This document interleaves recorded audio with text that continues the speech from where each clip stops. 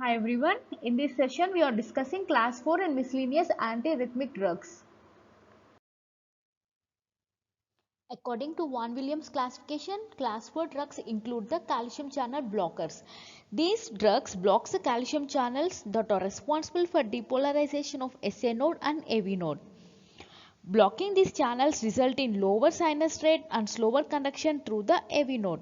However, calcium also involved in cardiac myocyte contraction. These agents also reduce the contractility of the heart and should not be used in case of systolic heart failure. Calcium channel blockers. We have three types of calcium channel blockers. One group of drugs belongs to the category phenylalkylamine. Another group of drugs include the benzodiazepines and the third one includes the dihydropyridines. Under phenylalkylamines, we have calcium channel blocker drug like verapamil and diltiazem included under the benzodiazepines, and there are so many types of drugs in dihydropyridines which are ending with suffix as dipine, for example nifedipine and amlodipine. Antiarrhythmic actions of calcium channel blockers include they block L-type calcium channels, decrease phase force low, prolong effective refractory period and decrease the conduction velocity. It terminates the re-entry involving the AV node. Class 4 antiarrhythmic drugs include verapamil and diltiazem. They increase the effective refractory period and decrease conduction velocity of AV node. Calcium channel blockers depress the calcium mediated depolarization, reduces heart rate which results in reducing automaticity at SA node and increase RR interval, prolongs PR interval.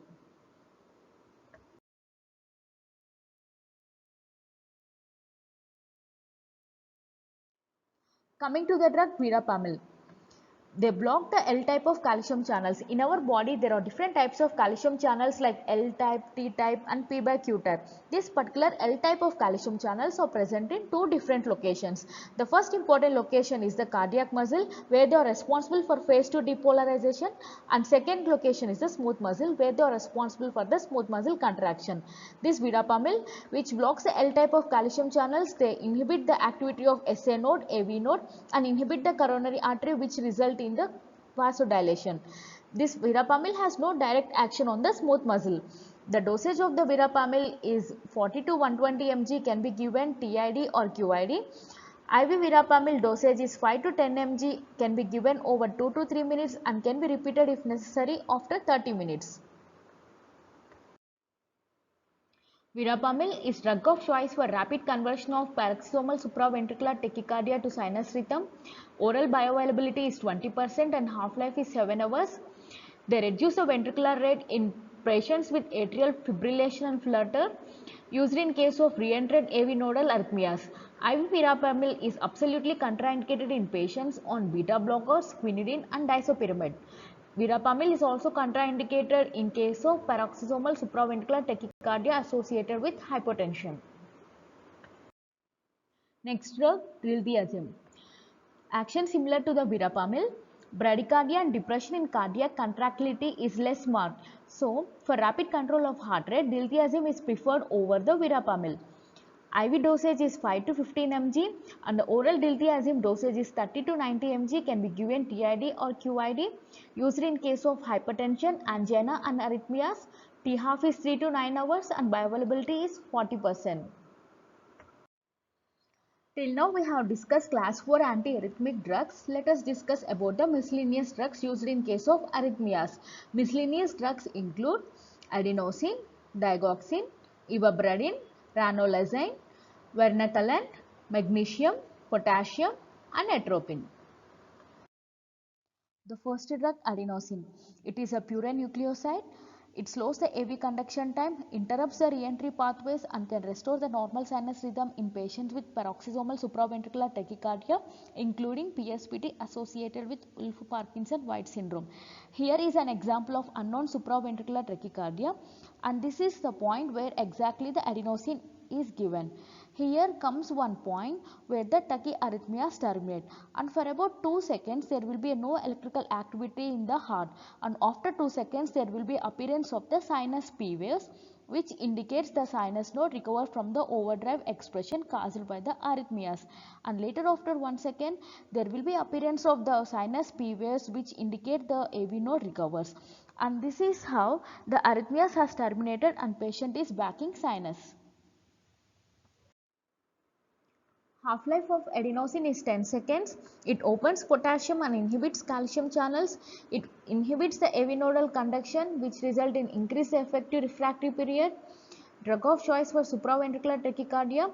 Adenosine is contraindicated in high degree AV block or SC node dysfunction. Dosage is 6 mg followed by 12 mg. IV bolus administration, it slows the sinus rate, increase the AV nodal refractiveness. Adverse effects of adenosine include bronchospasm and may precipitate atrial fibrillation, transient asystole lasting less than 5 seconds, hypotension on continuous infusion. Next drug, digoxin. Digoxin is a cardiac glycoside extracted from the leaves of the foxglove plant Digitalis lanata. Digoxin increases the intracellular calcium, which helps in increase of the myocardial contractility.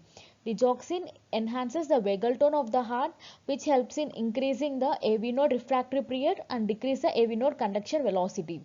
Uses of digoxin include it terminates the reentrant arrhythmias and also used in case of heart failure with reduced ejection fraction. Its T-half is very long, 36 hours, narrow safety margin, high doses of digoxin resulting toxicity, well absorbed orally with 90% bioavailability and renal excretion. Adverse effects include arrhythmias, nausea, vomiting, fatigue, intestinal necrosis and xanthopsia. Xanthopsia is a color vision deficiency in which there is a predominance of yellow in the vision. Ivabradine. Ivabradine is a novel anti-anginal drug. It blocks the funny current, decreases automaticity. Primary consequence is to decrease the heart rate. Ivabradine is used in case of heart failure patients whose heart rate remains elevated despite beta blocker therapy and also used in case of inappropriate sinus tachycardia. Side effects include sinus bradycardia or sinus arrest, atrial fibrillation and luminous phenomena. Luminous phenomena is a transiently enhanced brightness in a limited area of the visual field. Contraindicated with use of beta blockers and calcium channel blockers. Ranolazine. Ranolazine is a novel anti-anginal drug used in case of arrhythmias. It is a piperazine derivative with a molecular structure similar to the lidocaine, which is class 1B antiarrhythmic drugs. It blocks both late sodium and rectified potassium channels, which helps in prolongation of the action potential duration and effective refractory period. It is used in case of the atrial fibrillation. Varnakalan. Like other class 3 antiarrhythmics such as ibutylite, amiodarone, sotalol, which are the potassium channel blockers, this Varnakalan also blocks the atrial potassium channels, which helps in prolongation of repolarization. This Varnakalan is a multi-channel blocker. It blocks the ultra-rapid delay rectified potassium current, blocks sodium channel and muscarinic receptor mediated potassium channel. Administration is intravenous. Its T-half is 2 hours, metabolized by CYP2D6 enzyme. It used to convert the atrial fibrillation to the normal sinus rhythm. This Varnakalan is used only in case of the acute atrial fibrillation. Contraindications include hypertension, bradycardia and severe heart failure. Magnesium. Magnesium sulfate is an effective and safe antiarrhythmic agent for arrhythmias developed after the open heart surgery. Its main mechanism of action is to block the inward calcium currents.